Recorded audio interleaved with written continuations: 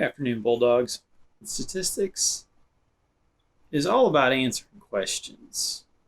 I know it can be overwhelming. I know it seems like it's just a bunch of numbers, it's just a bunch of equations. It really can be powerful in answering questions. It can also be misused. It's the whole, there are three kinds of lies, damned lies, and statistics. So it can be misused, and it's important that you understand not only the calculations but the data generation process. The central questions of statistics are: how can data be best collected? How should data be analyzed? And what can be inferred from data? Now, you might be aware that I'm a bit of a baseball fan. Not the kind of baseball fan that memorizes stats or statistics. I enjoy the game and I enjoy watching the game, and I understand that the statistics matter, at least to the players and to the management. But I've been wondering how the reduced 60-game season is going to affect the stats of players going forward. And why would those stats be important? To the players, they're important because they're a point of pride, and also factored into the salary bargaining process. So they're important, and I'm just kind of curious, what is the 60-game season going to do? Now, why do I think it'll matter? You may be thinking 60 games, 162 games. What difference does it make? Have you ever heard of the Sports Illustrated cover jinx? We've already 2 slides into baseball, and we're already talking about jinxes.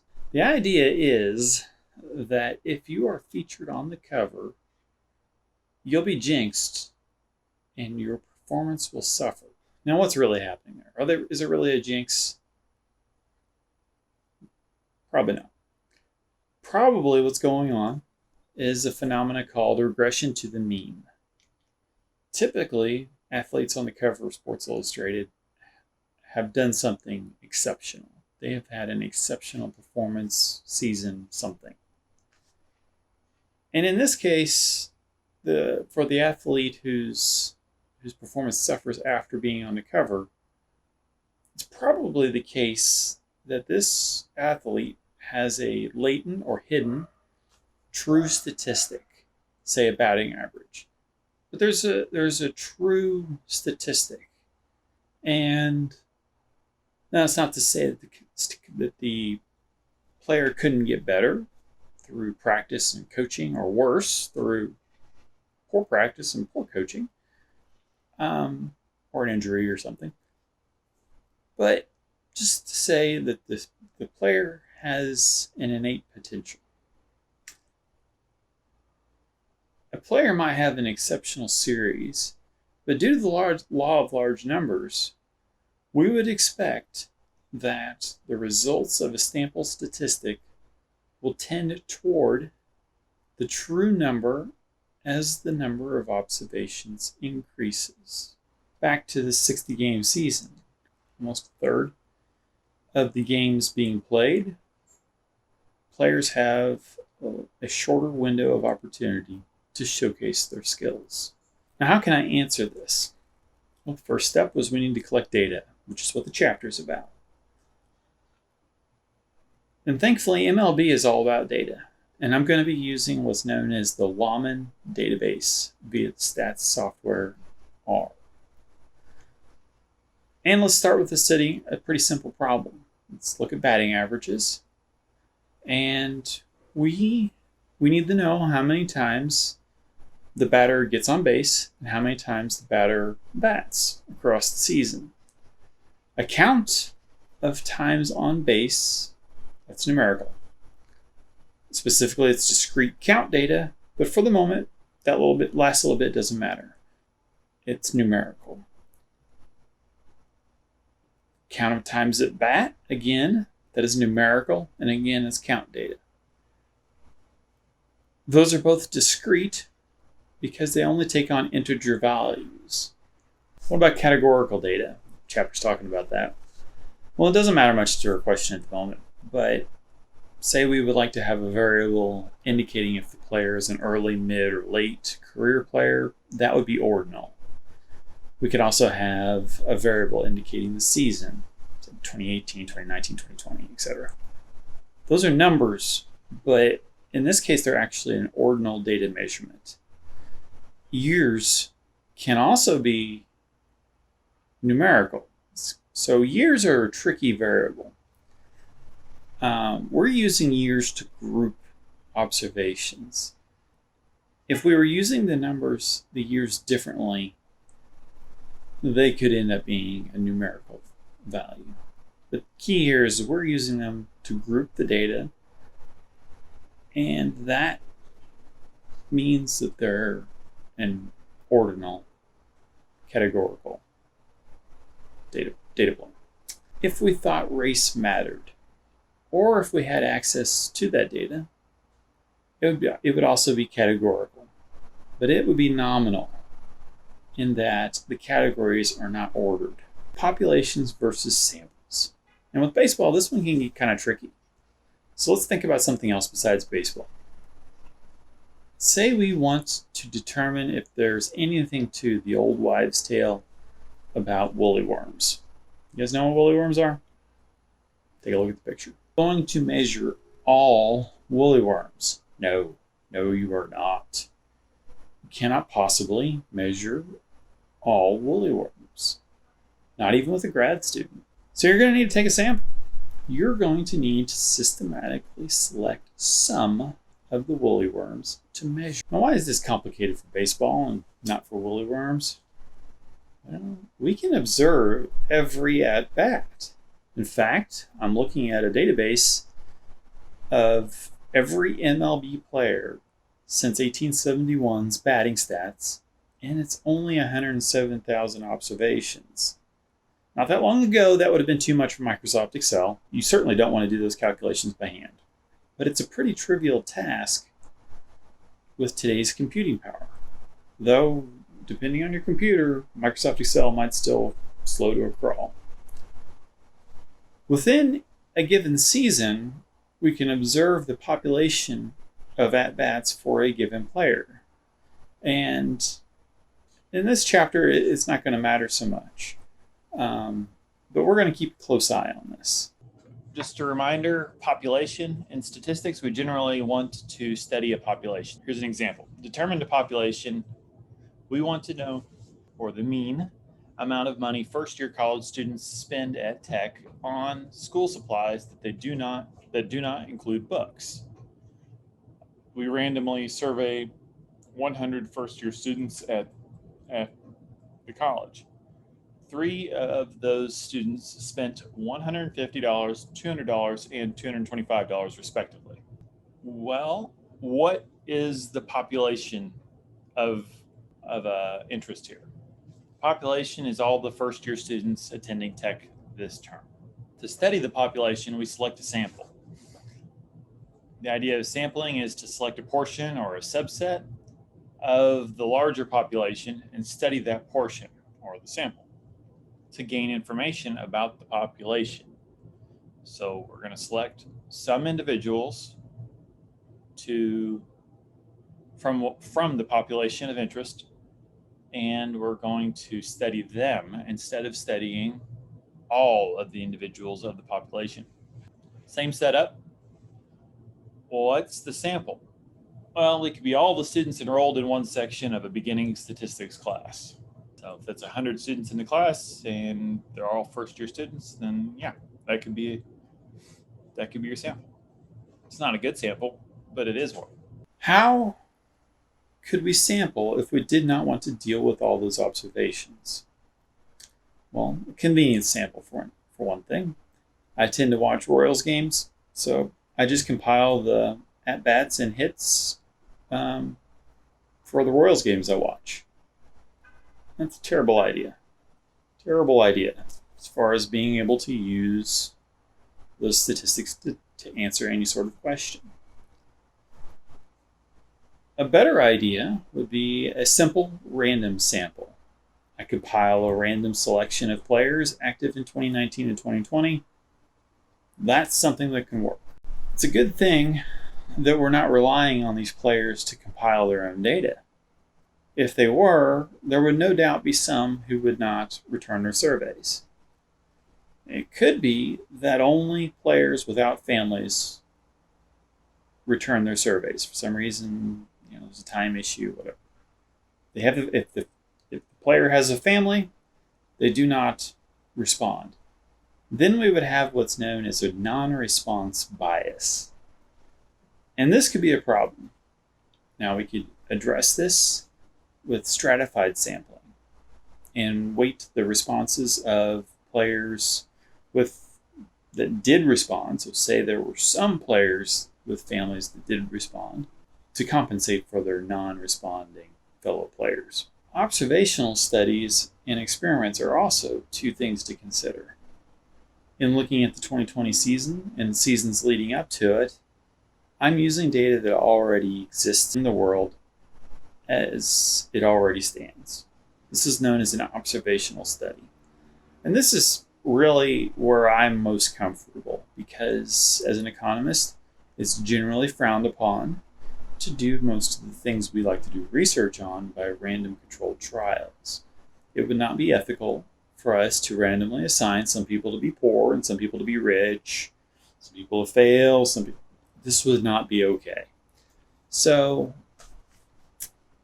we have to deal with what we can observe. Now, if I wanted to study the effect of a drug or something like that, then we would need to do a randomized controlled trial. We would need to design an experiment where some players got the drug and some did not, in such a way that you do not get thwarted by some sort of unobserved data point.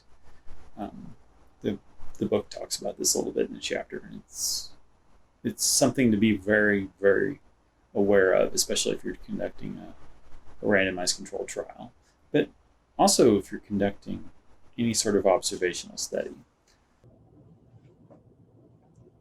A parameter is a number that is a property of the population. So this was the idea of the latent or true batting average or the height that I talked about last time.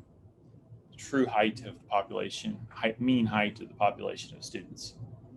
And because it takes a lot of time and money to examine an entire population, sampling is typically what we do. The parameter. What is the parameter of this same setup?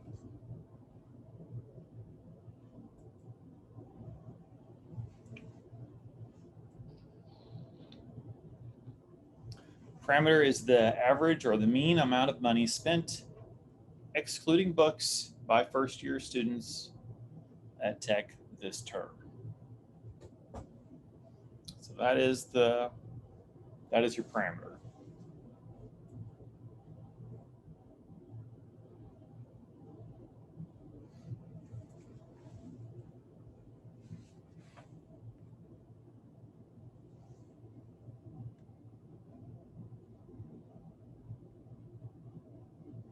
I think I had you guys muted.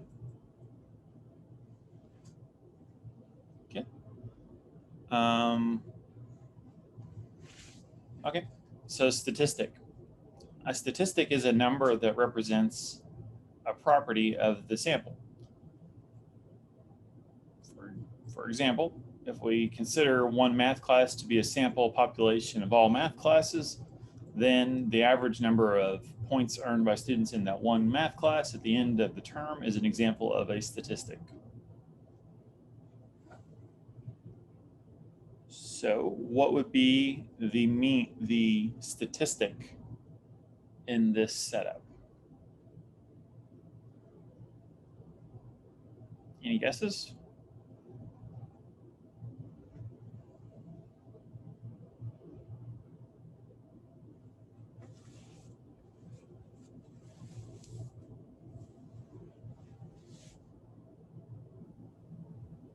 3 of those students? I'd be the mean amount of money spent by first-year college students in the sample. So that would be the statistic. Thanks for speaking up. I was getting worried.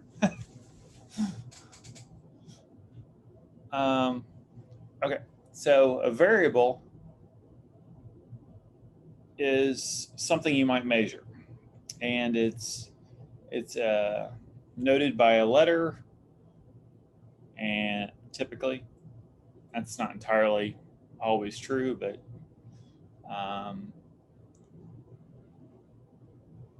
it's a characteristic of interest for each person or a thing in the population. So a variable might be it while you're collecting spending. It'd be the amount of spending each student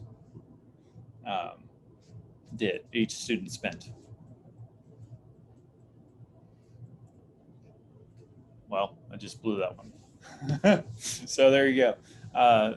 Same setup. The variable could be the amount of money spent, excluding books, by one first-year student. So let X be the amount of money spent, excluding books, by one first-year student attending tech. The capital X, the text, the book talks about it being a capital X, and that's not always the case. Sometimes the case is the uppercase, lowercase is not as important that it is a letter, or really it ought to be defined in the setup of the problem. So you shouldn't just be thrown a letter and expected to understand it unless it is X bar or mu. Those two, or sigma or S or sigma square or S squared. Those three are common enough that you ought to know, but anyway. So just to review,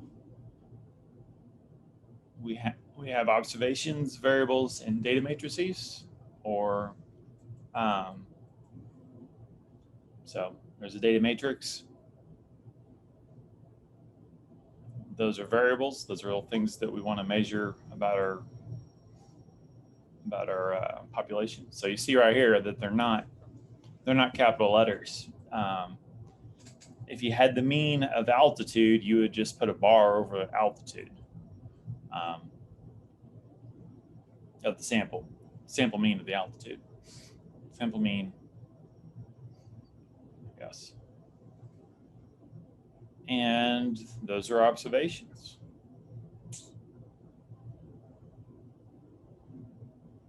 So we talked about all the variables. There's numerical, discrete. Those are the ones that are counting numbers, whole numbers. You have continuous, those can take on any value. We have categorical. So those can be like ordinal. Those would be the ordered categoricals, like the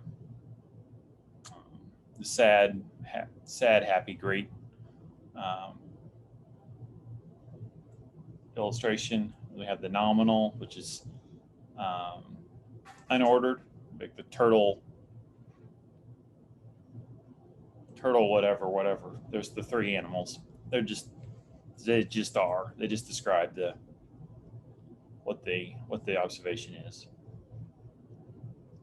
And I would say that there's a special case of a nominal variable that's a binary or a dummy variable. That'd be the 1 or the 0 that represents is or is not. So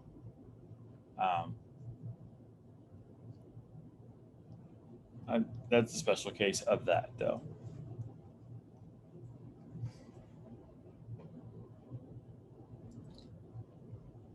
So the altitude variable here as an example.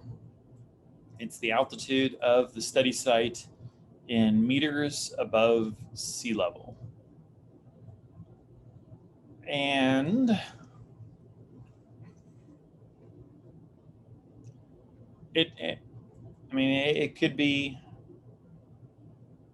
other things depending on how you want to use it, but probably numerical discrete, because it's probably measured in meters, so whole numbers.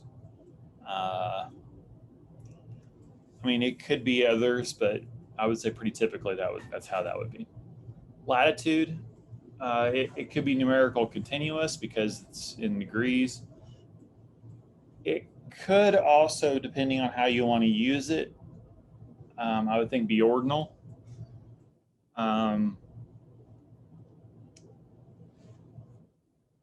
Mostly because you're not really interested in the number itself. You're interested in the progression from north to south or north or south to north. Kind of the same way that the USDA,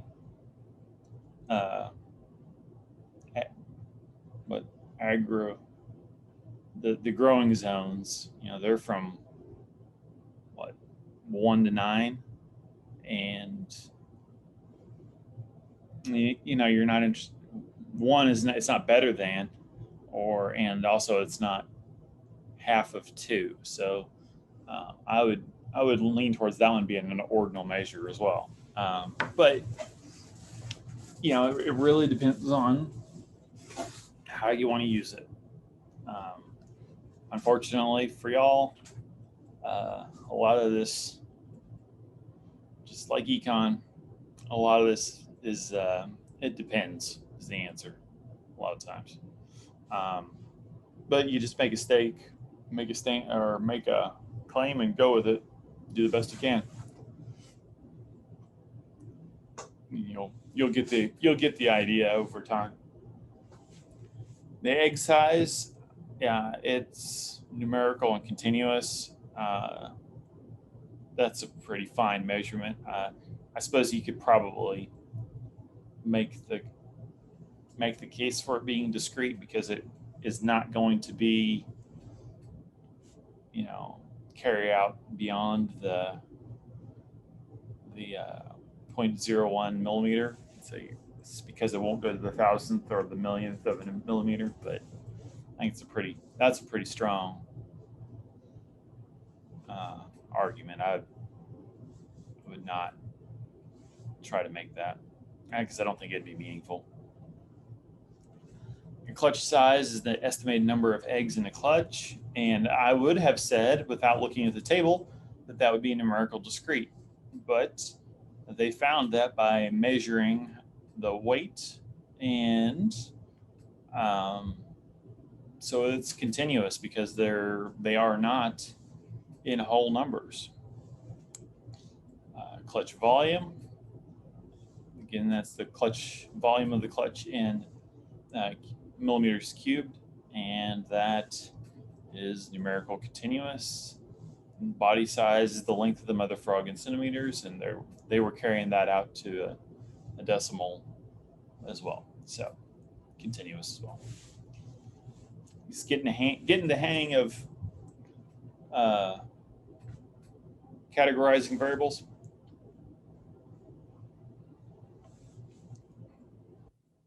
Hopefully. Okay, so sampling. That's it's virtually impossible for most populations. So instead, we use sampled population. The sample should have the same characteristics as the population it is representing, and most statisticians use various methods of random sampling in an attempt to achieve this goal. The simplest, I would think, would be simple random sampling. So it's a straightforward method for selecting the sample. You give each member of the population a number. You use the random number generator to select a set of labels, and those labels are selected or they're identified, and that identifies the members of your sample. So like if I were wanting to sample y'all, Let's see. There are 5 of you. No. There are 9. There are 11 of you, so I would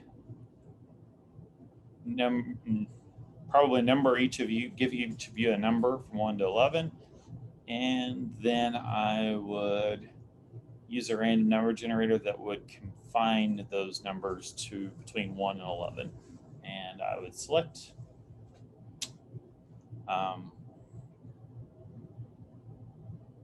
yeah.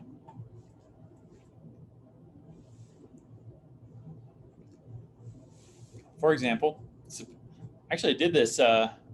I would walk into a classroom for one term, whenever we're still in person, then with a set of random numbers so that I could randomly call on people and have a defensible method for doing so.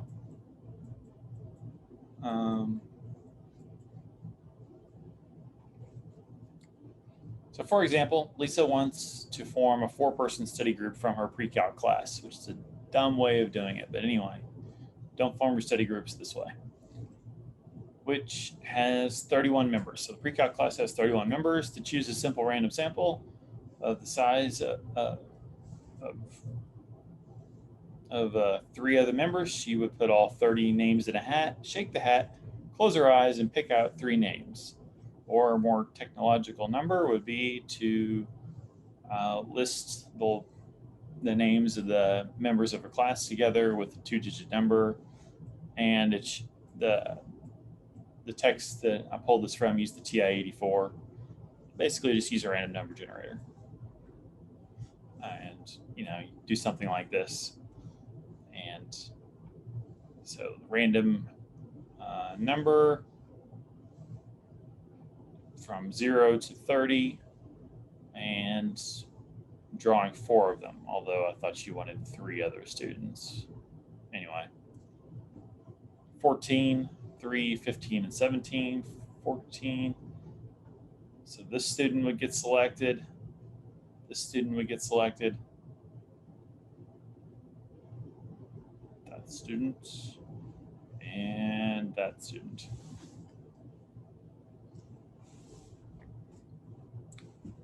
That's one way of doing it. That is not the way I would put together a calc study group, though. Just throwing that out there. So to choose a stratified sample, divide the population into groups called strata, and then take a proportionate number from each stratum. So you could identify groups within your college population by department, and then choose a proportionate simple random sample from each sample. To get a stratified random sample, suppose there are 5 departments and you want to choose a sample of 50, you take 10 randomly from each department. And there's your sample method for that. You got cluster samples. So to cluster sample, you divide the population into clusters and then randomly select some of the clusters. This is a little different than the stratified, because you will survey all of the members from the randomly selected clusters. So for example, if you randomly sample 4 departments from your college population, the 4 departments make up the cluster sample. You divide the college faculty by department. Those departments are the clusters. Number each department, and then choose 4 different numbers using simple random sampling, and all the members of the 4 departments with numbers are in the cluster sample. I have no idea why you would do this. Not going to lie. But it does exist.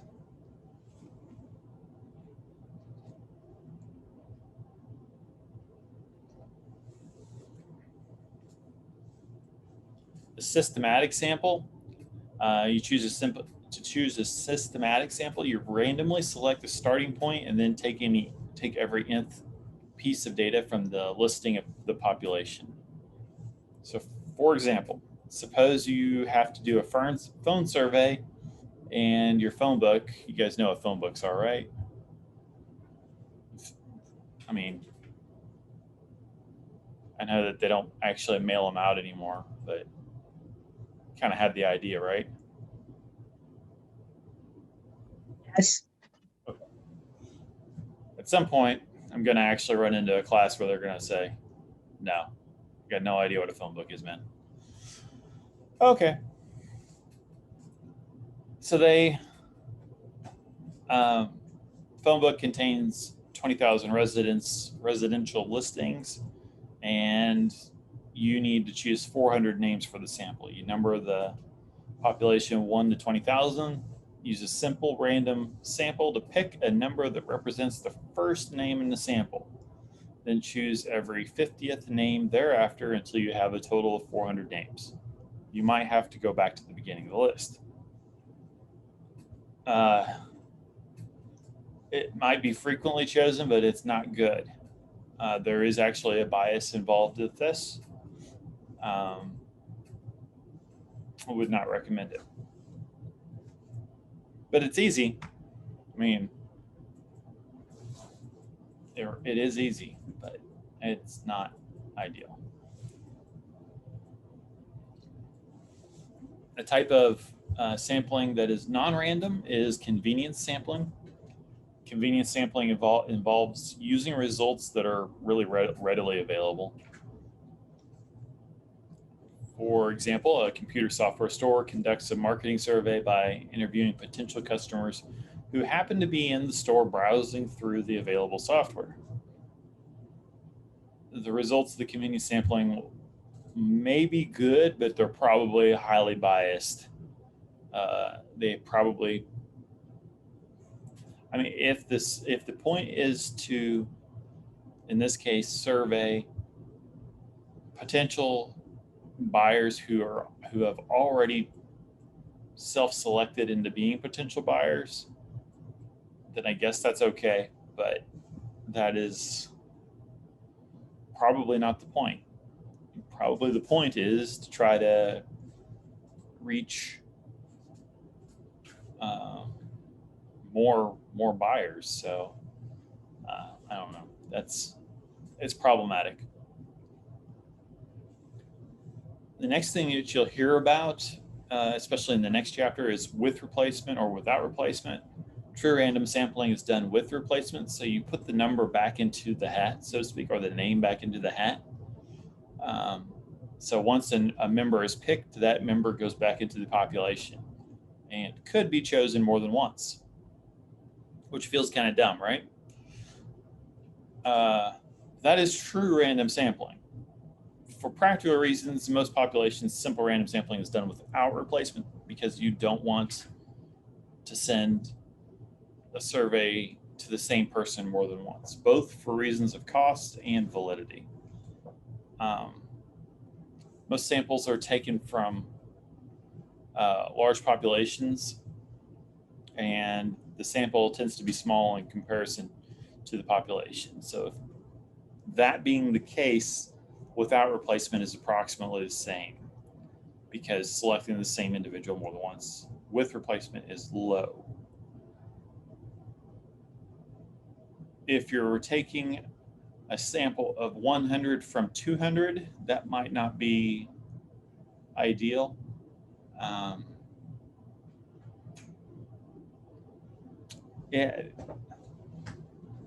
But for all practical purposes, the sampling with replacement is problematic for most things. Yeah.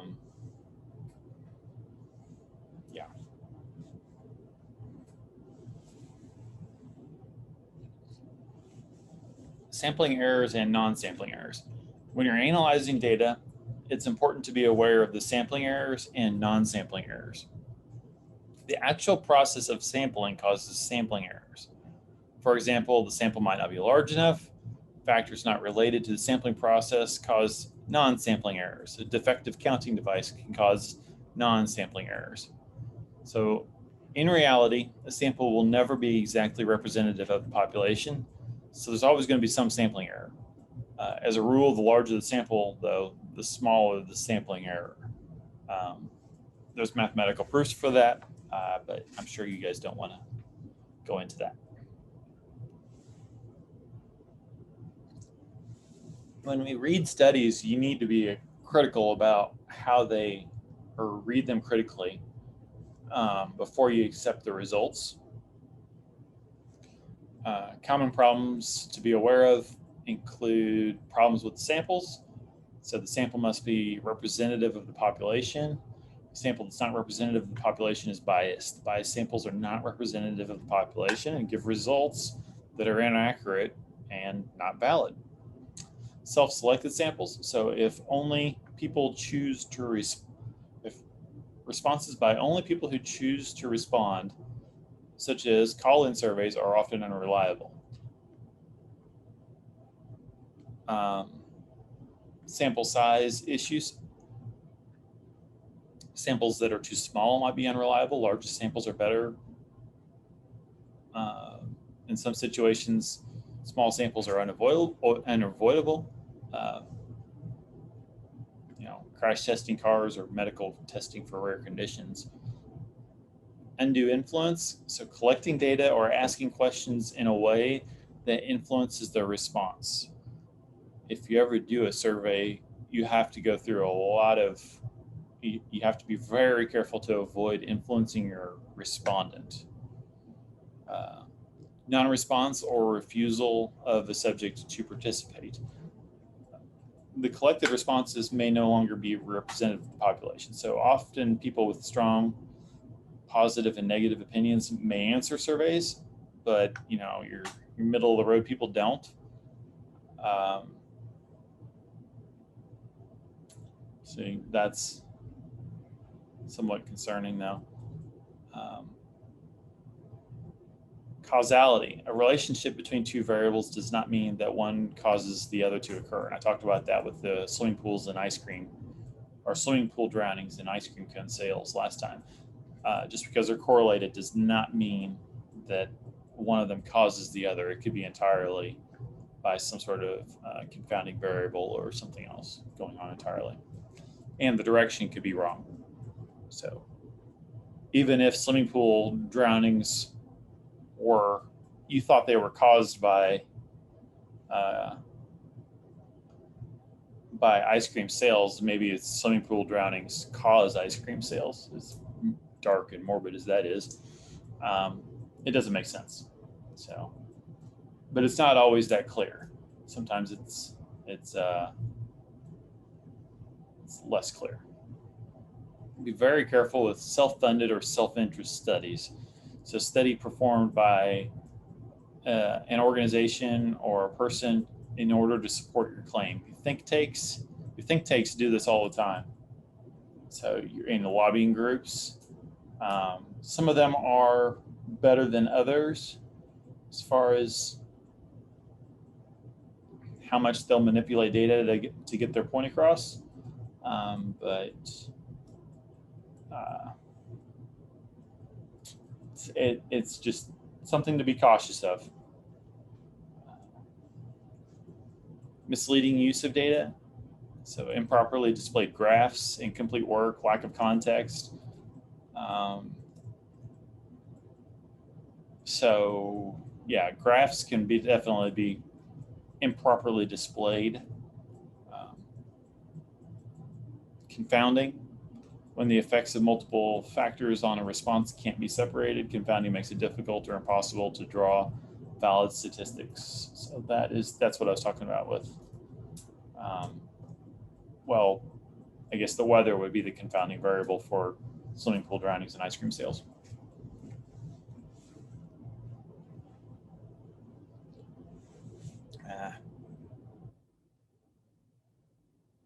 So I forgot to change the names on this one. So study is going to be determined, study is done to determine the average tuition that San Jose State undergrad students pay for or per semester. Each student in the following samples is asked how much tuition he or she paid for the fall semester. What type of sampling in each case? So sample of 100 freshmen, 100 undergraduate San Jose State students is taken by organizing the names by classification, freshman, sophomore, junior, senior, and then selecting 25 students from each club. That would be stratified, right? A random number generator is used to select a student from the alphabetical listing of undergraduate students in the fall semester. Starting with that student, every 50th student is chosen until 75 students are included in the sample. That'd be systematic, right? A completely random method is used to select 75 students. That would be simple random. Freshman, sophomore, junior, senior years are numbered by 1, 2, 3, and 4. A random number generator is used to pick 2 of those years. All the students, that's cluster. And again, I think I do not understand why you would ever do that. Excuse me. An administrative assistant is asked to stand in front of the library one Wednesday and ask the first 100 undergraduate students he encounters what they paid for tuition the fall semester. Those 100 students. That would be convenience. Okay. So those are sampling types. So again, if you're doing something, especially medical, or maybe something you're not going to be able to observe, or you're not going to be able to observe in such a way that you can narrow out, or that you can eliminate the problems of confounding variables, you would create randomized experiments, and that is a world into itself. But we use the same language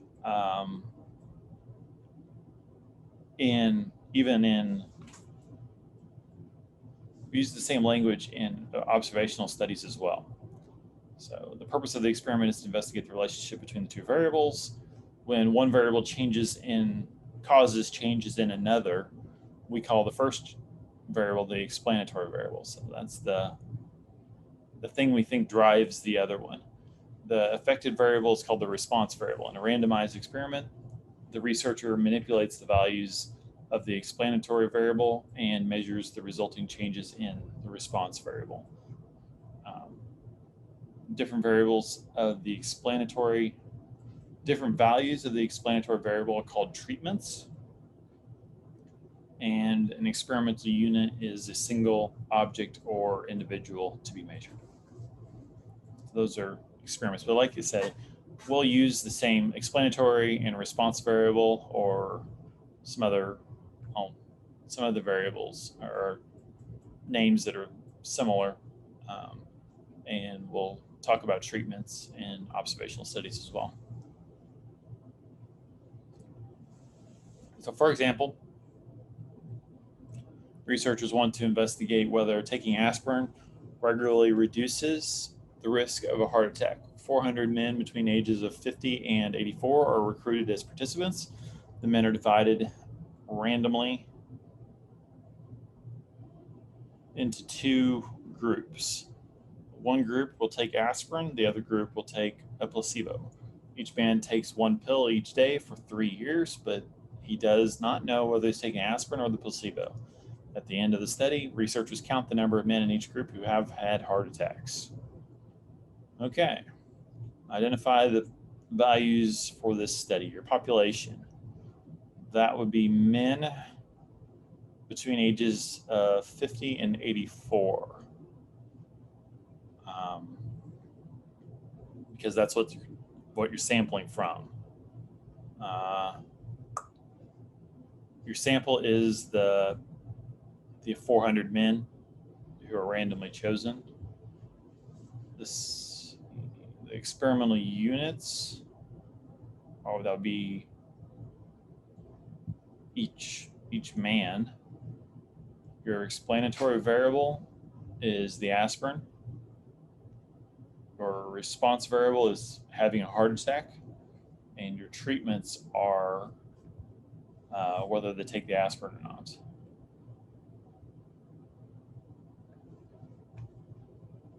Yeah. Aspirin or placebo. So, is that making sense?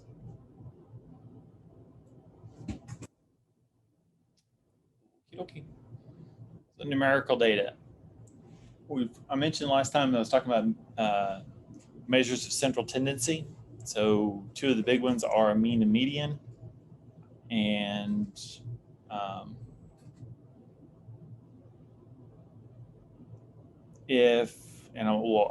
go into how you measure each of those in just a second. The median can be the better measure of a center when there's extreme values or outliers. It's not measured. That's why when we talk about income in the United States, we usually talk about median household income, because mean household income is, with the way our income is distributed in this country, is useless, really.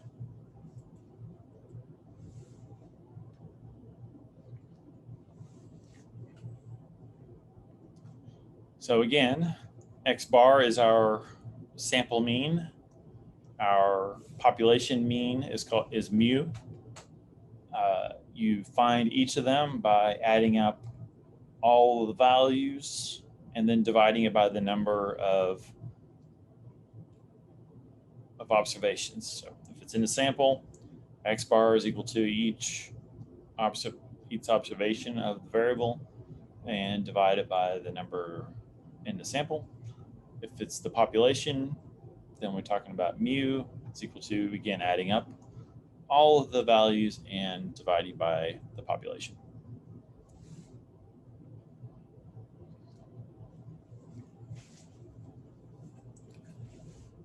To find the median, you can use this formula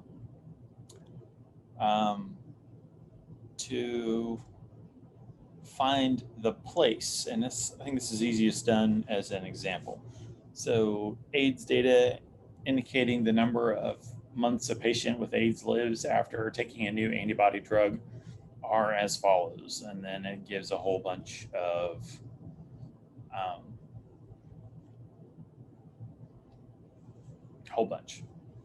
months. Calculate the mean and median. So here's that. So to find the mean, you simply add up all of those values. I sorted them and put them in a spreadsheet, and they add up to 943. Divide by 40 because there's 40 of the values there. Your mean, being X bar because this is a sample, is 23.575. For your median, if you use this formula to find the place, so we're trying to find the observations to look at, we go n plus 1. So 40 plus 1 divided by 2. 40 plus 1 divided by 2 is 20.5, which puts it between these two values here. If you had an odd number, it would put it directly on an observation and you wouldn't have to do this next step. But since we have an even number of observations, it's going to put it between two observations, and we have to average those two observations to find the median. Make sense?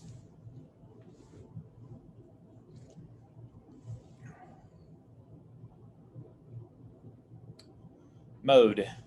Another measure of the center is the mode.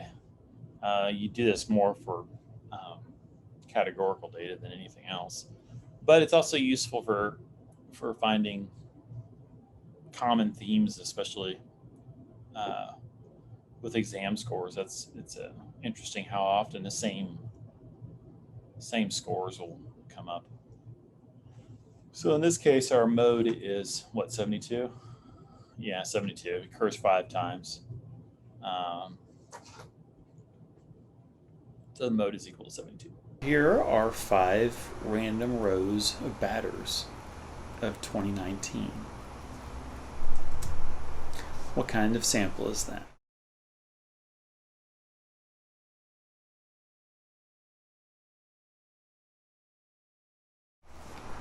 Simple random. So we need a quick reminder of the order of operations, because it will be very important. Remember that as PEMDAS, or please excuse my dear Aunt Sally, meaning parentheses, exponents, and remember, the cube root, any sort of radical, counts as an exponent. multiply, divide, add, and subtract. Okay, what might be useful to know? Well, how many at-bats are typical? Okay, well, here's my sample of 5, and I have 89, 324, 0, and 136, and 20. Whoa, these are kind of all over the place. Anyway, we can use the formula where we add those numbers together and then divide by the number of observations, which is 5, and we're going to find out that it is 113.8. Now with a 0 and a 324 in there, maybe that's not typical. Maybe we need a different way of measuring what typical is. Okay, so why don't we find the median?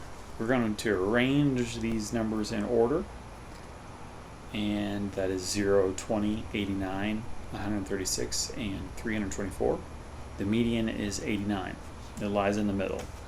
What if you end up with in a case where there's two numbers in the middle, or the middle is between two numbers? Then you average those two nearest numbers. But these batters have, again, way different batting at-bat numbers. How different? Maybe it'd be useful to know how different they are. Okay. So we can find the variance by subtracting the mean from each of those observations. Then once we've found that, we can square each of those differences. Then we can add the squared differences, so we have a sum of squared distances. And then we're going to divide that by 5 minus 1. And that's going to equal 16,760.2. Now, as the text says, we're not going to dive into why this minus 1. It's for samples. If we were conducting this on the entire population, it would be just n. It would not be n minus 1. And actually, there's a whole bit of literature about that. That's something that's still an active field of literature, so it matters. So how different are they? It'd be easier to think about standard deviation. Then we just take the square root of what we just found out, the 16,760.2. Take the square root of that, and that's 129.46. The standard deviation is a measure of the average distance between the values of the data set and the mean of the data set. So on average, in this case, a player will have 129.4612 more or less at-bats than the mean. So there might be a problem with this sample. It's difficult to assess visually, but here we have the dots. It's a cumulative distribution function, just so you know what it looks like. What if we were to chart it here? So we can find the mean, 106.077. So that is up here somewhere.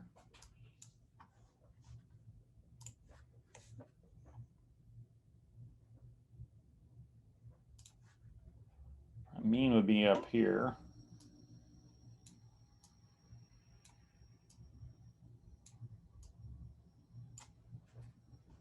Median is this line here. So that's your 50% mark is your median. We have a huge standard deviation of 171.61. And our interquartile range, so this is the 0.75 and the 0.25, so the 75%.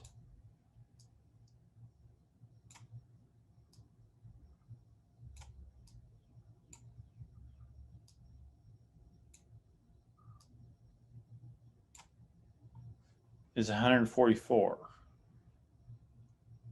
Okay, so we have a bunch of values along 0. Then we also have a bunch. These are those will be out. Extreme values are here with high numbers at bats compared to the low number at bats. So that we still might have a problem with our sample. What it is, though, we can just continue to describe it. The other measure of central tendency is the mode, which is the most frequent observation. Well, that is this one right here, without a doubt. I don't have to add anything up to know that that is the mode, and that is 0. Tail goes way off to the right of the distribution, so it's very right skewed. Well, let's talk about that for a minute. You guys have probably heard about the normal distribution before. And, you know, it's not just that it's a more sane distribution and you got somebody over here that's a little weird. That's not what it's about. It's about the shape of the distribution. In the case of this orange distribution here, we have tails that are, if you could see this tail, it would be this, it would look the same, and the weight of the distribution is its mirror image. So you could fold it in half and it would fold in on each other. That's the key there. And there are defined properties for that. I said that that distribution was unimodal, meaning that there was one mode. One of the things that we'll end up observing a lot in classes is that we will have many Fs. So students who will fail exams. And usually, in my experience, this has been a higher number, but we'll have a bunch of another mode of A's or B's. In this case, probably C's. So we have one mode of just F's but a near equal or an equal number of in this case C's. But in this case, there's two modes. They're not equal, but they're really close. So this is what multimodal would look like. And this is not, as far as grade distributions go, it's not crazy. It seems to happen more often than not. And I mentioned that the skew. So the skew is a measure of, so we have probably our median is in there, and the tail goes way off to this direction. So this one's left skewed.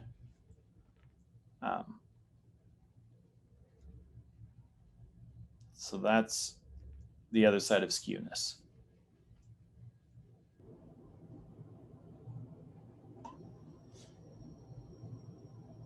I mentioned last time skewness, the histogram for this data that I show here, it's not symmetrical. The right-hand side seems chopped off compared to the left side. We call this left skewed because it's pulled out this way. Another thing that you'll notice whenever you have a skewness like this is that the mean is less than the median.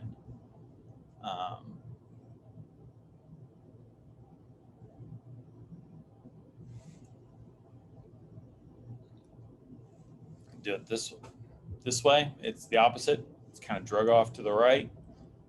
This is skewed to the right, and the mean is greater than the median. So there you go. Those are your two signs, your mean and median, and then the way this is drug out.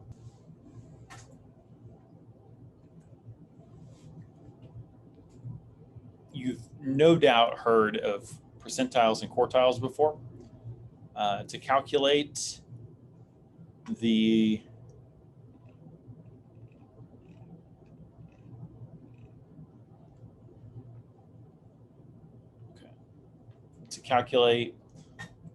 these, what we do is you again order the data, and you divide the ordered data into quarters for quartiles.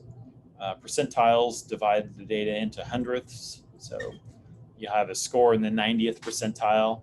That doesn't mean that you received 90% on the test. It means that 90% of test scores are the same or less than your score, and 10% of the test scores are the same or greater than your test score.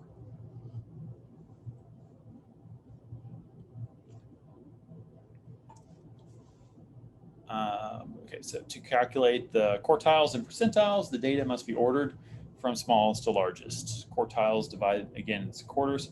So, if you want to find a percentile, the first thing you have to do is you have to find the quantile. So if you want the third quarter, you would put 3 in here. And if you want the 94th, you use that in there, and then your n is the number of observations, or the number of participants if it's a test or something like that. And then this just tells you where you're going to look on the table. So listed are 29 ages for Academy Award-winning Best Actors in order from smallest to largest. Find the 70th percentile. Okay, what we have to do is this is the formula. We want to find a 70th. There are 29 ages, so 29 plus 1. So we find the 21st. 1, 2, 3, 4, 5, 6, 7, 8, 9, 10, 11, 13, 14, 15, 16, 17, 18, 19, 20, 21, 64. 70th percentile is 64 years. 70% of Academy Award-winning Best Actors were 64 or younger. All right, so maybe you're not interested in that. You're interested in the 83rd percentile. So again, 83, and roll 29 plus 1, and that finds 24.9. 22, 23, 24, and 25. So since it's not an integer, we can't just go to the table. We have to find the 24th and 25th position and then average them. So 71.5. That makes sense?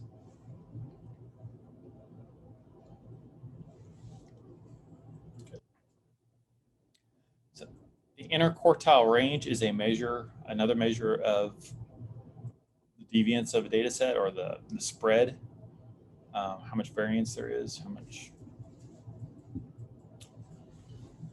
So the following 13 real estate prices, we have these real estate prices here, and you just find the quartiles the same way that I just described. In this case, we have one that's not an integer, so we go to the table, we find 230,500 and 387,000, average them, and that is our Q1. Q3, same deal, only with 3 out of 4.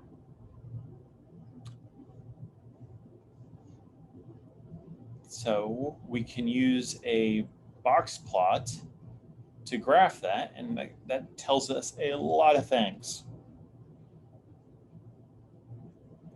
Our median is the bar, so that's our 50% mark. Our Q1 is the the bottom of this box. Q3 is the top of this box. So we have the middle 50% in this box. We have a whisker here and a whisker on top. These whiskers have to end on an observation, and there's a formula on the next slide that shows how you calculate those. The values that are outside of the whiskers are known as outliers, meaning that they might be problematic. They may not be representative of or typical of the distribution. I mean, that doesn't mean they don't exist, and it doesn't mean you exclude them automatically. It just means that there could be problems. So again, you order the data, you find your Q1, you find your Q3. Your interquartile range is Q3 minus Q1. That's your IQR. To find the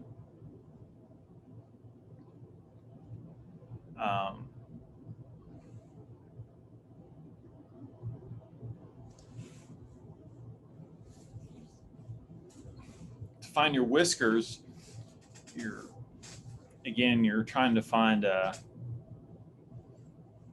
point. You got to find the actual observations. The first thing you do is calculate where those whiskers could end if there were observations. So Q1 minus 1.5 times IQR. So now we find our IQR, and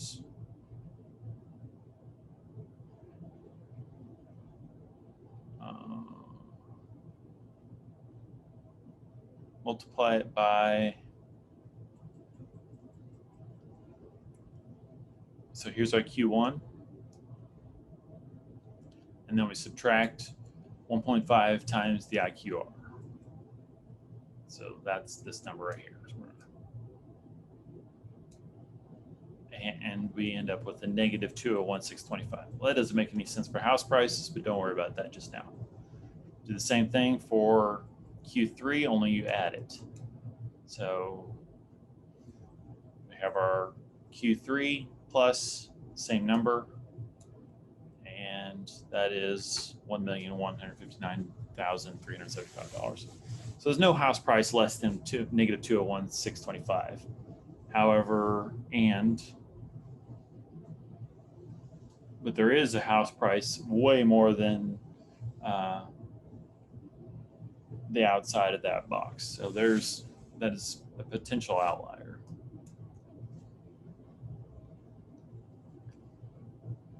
Okay. This is a general formula. It's the same thing for finding the percentile of a value. We've just reordered it. So if you say,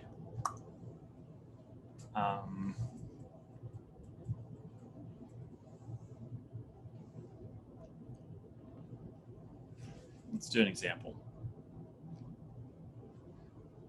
So we found our, last time we were finding what value matched a percentile. So maybe you can map that backwards from a value to a percentile. So you have someone who's 58 years old and they won an Academy Award, and you want to know where that fits. So there's 18 values less than 58. There's one value of 58, so we have 18, and y is equal to 1, so 18 plus 0.5 times 1 divided by 29, 29 ages, so 63.8. So 58 is the 64th percentile. That is the process of doing that.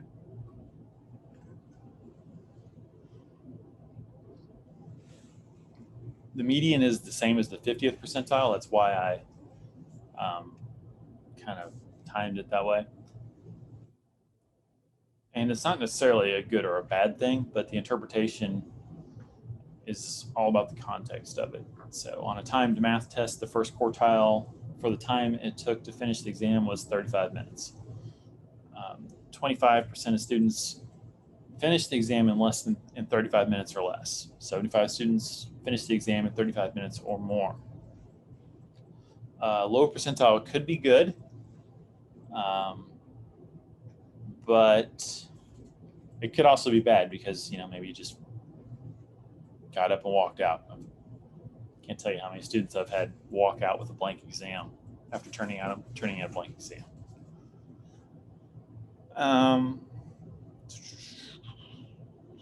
At a community college, it was found that the 30th percentile of credit units that students are enrolled in is 7 units. 30% of students were enrolled in 7 or fewer credits. 70% of students are enrolled in 7 credit units or more. Again, no bad, no good here. We can also have categorical data, just so that we cover the bases on the chapter. And one of the ways you can talk about categorical data is by having a frequency table. And in this table, you can see each of the teams and the frequency in which they're seen in the batting database. You can then, if you're wanting to use, if you're wanting to find proportions, you could do that. You would simply, in the case of, say, San Francisco, it'd be 46 divided by 1,000, because there's 1,000 observations in this sample, and so on. You can find out what portion of the observations have San Francisco. You can also plot a bar plot and visualize that table. Something that's really useful, and you probably do this unconsciously anyway, but that's where you get into trouble, is by doing it unconsciously. It's correlation. Correlation is a measure of how two numbers or two series of numbers move together or apart, how tightly they're related. Now, correlation doesn't equal causation. So just because this ends up, say, being a really high number and it means that the numbers move together a lot, doesn't mean that there's actual causation involved there. For the classic example is there's a high correlation between the sales of ice cream cones and pool drownings. Ice cream cones do not cause pool drownings. All right, so I mentioned last time I kind of glossed over scatter plots. I thought maybe I didn't touch on that quite enough. Maybe you guys haven't seen them before. So here are 2 scatter plots, and what they do is they map out the relationships between 2 variables. So for instance, if we were looking at height and weight, one participant in this one is 163.9 centimeters tall and weighs 144.6 kilograms. Yep, that's a high weight. 319 pounds for 5'4". And we see that based off of the cluster here.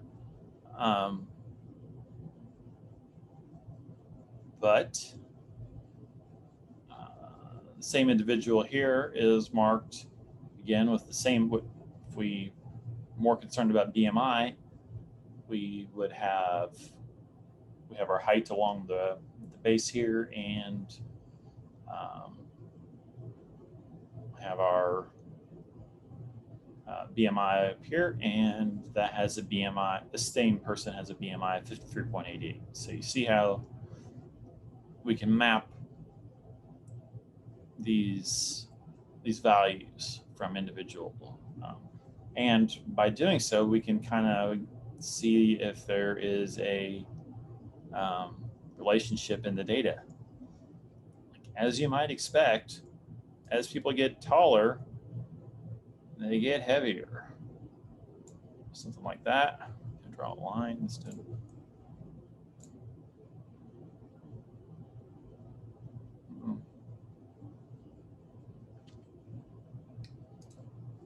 But BMI is a kind of constant. Looks something like that.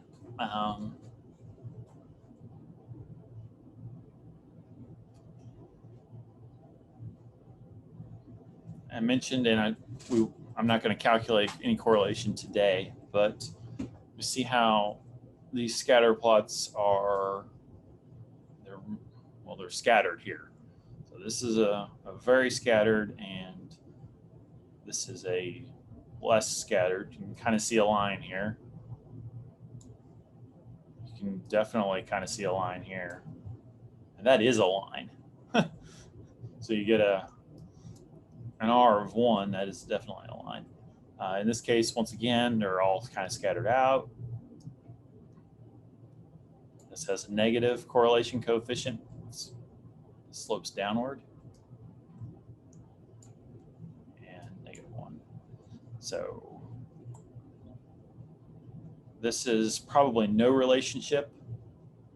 This is a positive, but probably weak.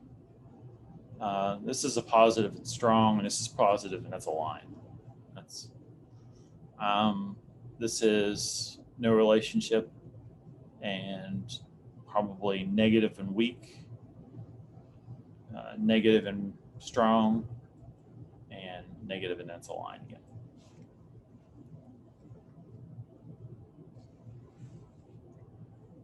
So positive, and you see how spread out that is, and I would call that positive and weak. I would call this positive and strong, but it might not actually be linear. It might actually be a quadratic or some other form. But in any case, it's still it's a pretty good. The correlation coefficient may not be that great, but it is a pretty tight pattern. So you aren't going to learn how to deal with this in this class, but this might be a time when you need to change your methods. I probably would call this a no relationship just by looking at it, and this one would be negative and weak. We might also notice that at-bats and hits, so actually getting on base, are pretty strongly correlated. Well, they ought to be. I mean, you have to be at bat before you can be on base. So there's that. But so say we wanted to actually measure that. We have the one variable we're interested in. So it's an X variable, X we're going to call it. And we have another variable, we're going to call that Y. Now, a lot of times whenever we have an X and a Y, we're saying X explains Y. That is not the case right now. We're just saying that the two have an association together. You can see the formula here.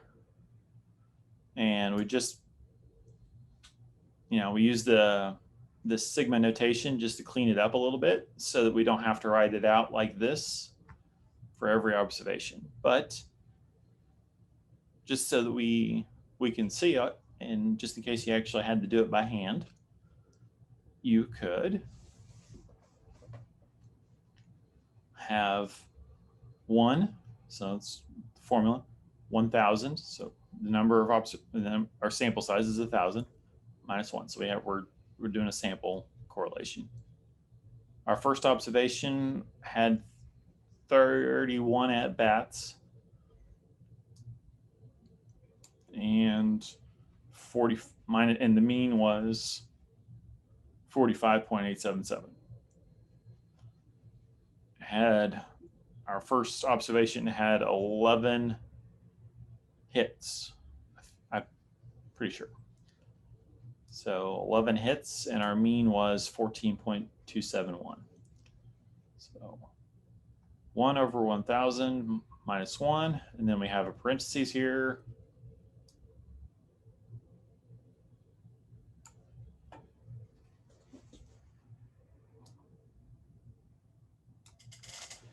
Then we go down each row, and we find each variable of interest.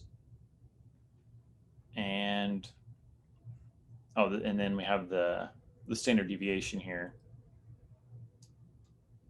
So our SX, and SY. So plug all those in, and we multiply these two results together. Next row, and we do that on. Continue to do that. So as you can see, sigma notation is a lot cleaner, but maybe not as clear. So games played versus RBI, we can put this on a scatter plot, and you can see that the R there is 0.87. That indicates a pretty high correlation. But it's not. This is something that I would be concerned about as far as even labeling it as correlated, because of that mass at 0 that goes all the way from 0 to close to 100 games played. That really should concern you. And then how much more scattered they are as you move to the right is also concerning. So the correlation coefficient is good. It's high. But I don't know that I would say that these are correlated. Now, a stronger or a more defensible scatter plot here is hits versus RBIs. You're not gonna have an RBI if you don't have a hit. We know that. But we also again have this cluster at 0. Now the cluster at 0 is at least upward sloping. And we also have that fan shape again as we move to the right, which is concerning. So again, correlation coefficient is high. This measuring has other problems. So this is why it's important to plot your data. Does that make sense? Because some of this is just experience of looking at scatter plots. You guys think you can do that?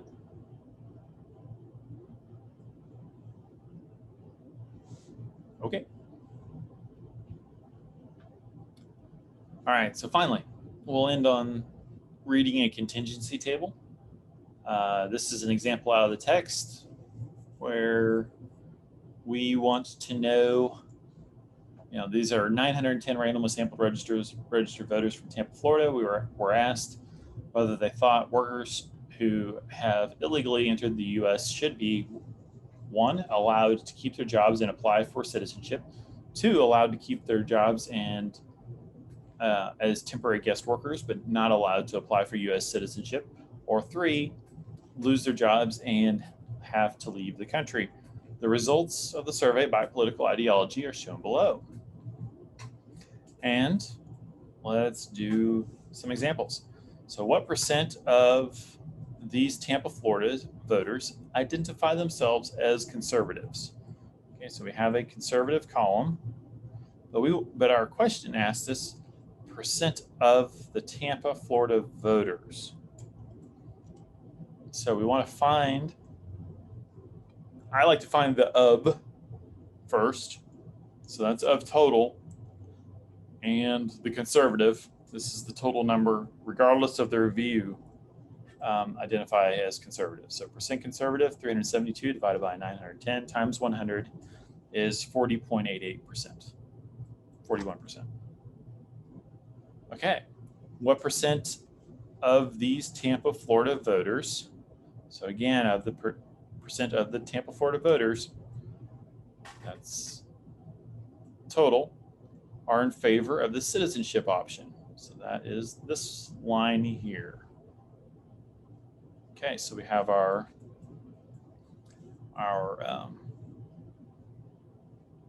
measure. So percent in favor of citizenship, 278 divided by 910 times 100, 30.55%, 31%.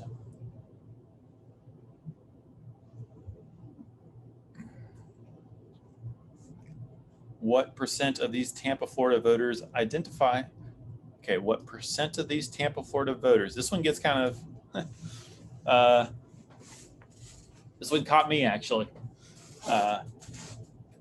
And because I wasn't reading close enough and I was tired and didn't want to do it. So I completely understand why you guys might be in that position, but in any case, still got to get it right.